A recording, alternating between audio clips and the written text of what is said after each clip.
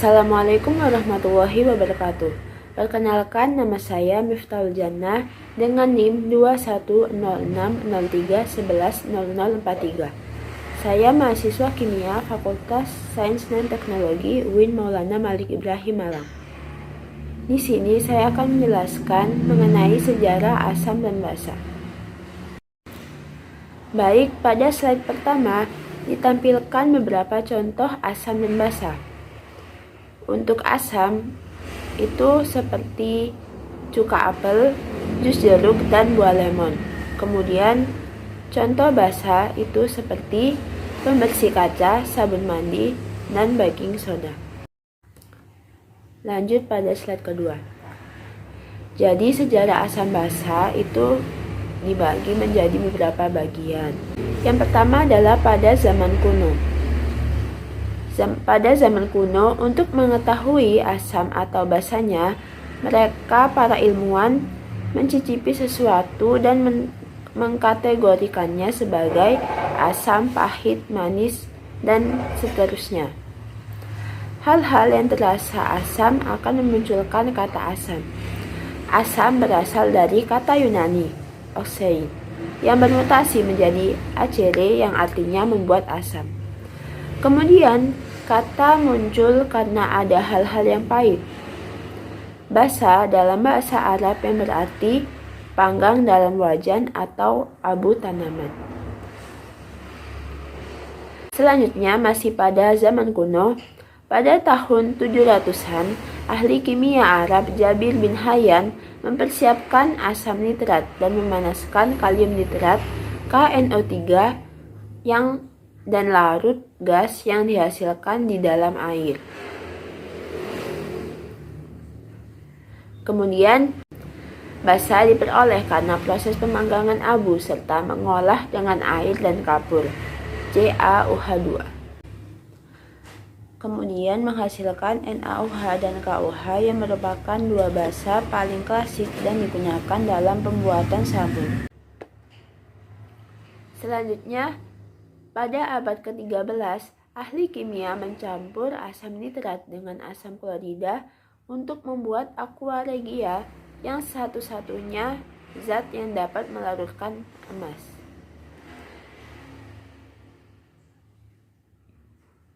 Lalu pada abad pertengahan, ahli kimia menemukan sifat asam dan basa serta mereaksikannya zat satu sama lain. Asam dan basa ini mempunyai sifat berlawanan. Kekuatan asam dan basa dapat diukur. Kekuatan dari asam berkurang ketika ditambah alkali. Pada abad pertengahan, Robert Boyle menemukan beberapa ekstrak tumbuhan yang berubah warna karena adanya asam atau basa. Hal itu memunculkan adanya suatu indikator. Nah, di sini seperti indikator alam. Bahan alam yang dapat mengalami perubahan warna dalam larutan asam atau basa itu disebut indikator alam. Contohnya seperti umbi, kulit buah, bunga, dan daun-daun yang berwarna.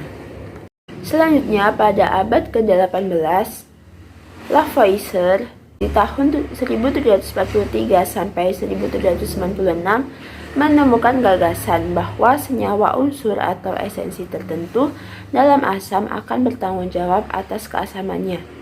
Karena itu dia menyebut zat oksigen, oksis untuk asam dan gen untuk lahir. Dia mengira itu oksigen karena membakar zat seperti batu bara, fosfor, dan belerang, yang menghasilkan oksida dan bersifat asam ketika dilarutkan di dalam air. Misalnya, saat kita mempunyai padatan belerang, kemudian dilarutkan dalam air, itu akan menghasilkan larutan yang bersifat asam. Kemudian teori selanjutnya, teori Davy dan Priestley. Davy menemukan kegunaan dari nitrous oxide. Nitrous oxide ini merupakan gas tertawa. Gas ini digunakan untuk anestesi dan pembiusan. Davy dengan eksperimen sendiri dan dia menemukan bahwa tidak hanya oksigen yang bertanggung jawab atas keasaman karena banyak senyawa asam lain yang tidak mengandung oksigen seperti HCl. Kemudian Priestley dalam waktu yang sama menemukan penemuan yang sama juga. Teori selanjutnya, teori Liebig. Liebig memperkuat teori Davy dengan menyarankan bahwa asam mengandung atom hidrogen yang dapat digantikan oleh logam untuk membentuk garam. Teori ini telah diterima selama lebih dari 50 tahun sebelum Svante Arrhenius datang. Kemudian teori Arrhenius. Pada tahun 1859 sampai 1927, seorang jenius yang disalahpahami jauh di depan zamannya, ia mengusulkan tesis bahwa asam, basa, dan garam terpecah menjadi ion positif untuk asam dan negatif untuk basa ketika dilarutkan di dalam air. Jadi pada tahun 1884, Arrhenius ini merupakan tindakan bid'ah ilmiah. Dia dicemooh bertahun-tahun, kemudian pada tahun 1903 dia terbukti dan mendapatkan hadiah Nobel. Menurut Arrhenius, definisi asam dan basa yaitu untuk asam adalah zat yang menghasilkan kation hidrogen. Hidrogen ini bermuatan positif yang sering disebut proton atau disingkat H+, ke dalam larutan yaitu air. Contoh reaksinya HCl menjadi H+ plus Cl-. Kemudian basa menurut Arrhenius adalah zat yang menghasilkan anion hidroksil OH- ke larutan. Contoh reaksinya yaitu NaOH menjadi Na plus OH-. Teori selanjutnya, teori Bronsted-Lowry. Tahun 1923, seorang rekan Denmark bernama Johannes Nicolaus Bronsted dan seorang Inggris yang independen bernama Thomas Martin Lowry memperluas teori asam dan basa. Asam dan basa direaksikan, kemudian mengetahui siapa yang bertindak sebagai asam dan basa. Ada yang berperan sebagai asam konjugasi dan basa konjugasi. Bronsted-Lowry memperhitungkan senyawa kovalen yang berperilaku sebagai asam dan basa, yang mereka sadari bahwa di teori Arrhenius itu tidak ada. Contoh teori Bronsted-Lowry yaitu pada reaksi HF plus H2O menjadi F- ditambah H3O+. Di sini HF berperan sebagai asam, lalu H2O berperan sebagai basa. Kemudian HF memberikan H+ ke F-, lalu menjadi basa konjugasi. Dan H3O+ melepaskan H+ ke H2O lalu H3O+ menjadi asam konjugasi. Jadi HF dengan F- bisa disebut pasangan asam basa konjugasi, serta H2O dengan H3O+ bisa juga disebut dengan asam basa konjugasi. Teori yang terakhir, teori Gilbert Newton Lewis. Beliau menyampaikan donor pasangan elektron. Jadi asam itu yang dapat menerima PeB pasangan elektron bebas, dan basa adalah zat yang memiliki PeB dan dapat didonorkan. Kemudian contoh teori Lewis.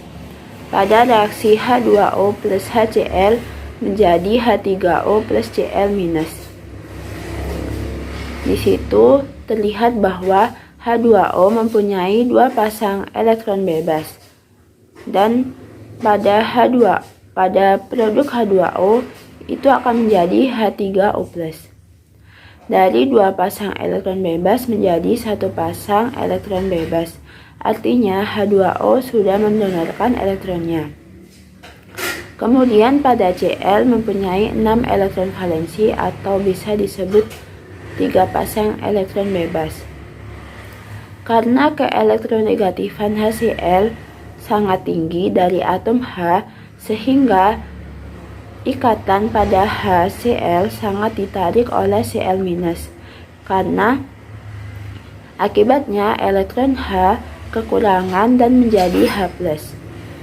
Karena itulah H sangat membutuhkan elektron. Maka dari itu H2O akan memberikan satu elektronnya kepada H. Akibatnya H+ sangat terikat dengan H2O dan membentuk H3O+. Kemudian karena kekurangan elektron, maka muatannya menjadi positif, kation. Jadi di situ terlihat bahwa H3O+. Nah, plusnya itu karena kekurangan elektron. Kemudian pada Cl yang awalnya memiliki 3 pasang elektron bebas menjadi 4 pasang elektron bebas yang mengelilingi Cl-, sehingga muatannya negatif. Sekian penjelasan saya mengenai sejarah asam dan basa. Mohon maaf bila ada kesalahan pengucapan, dan wassalamualaikum warahmatullahi wabarakatuh.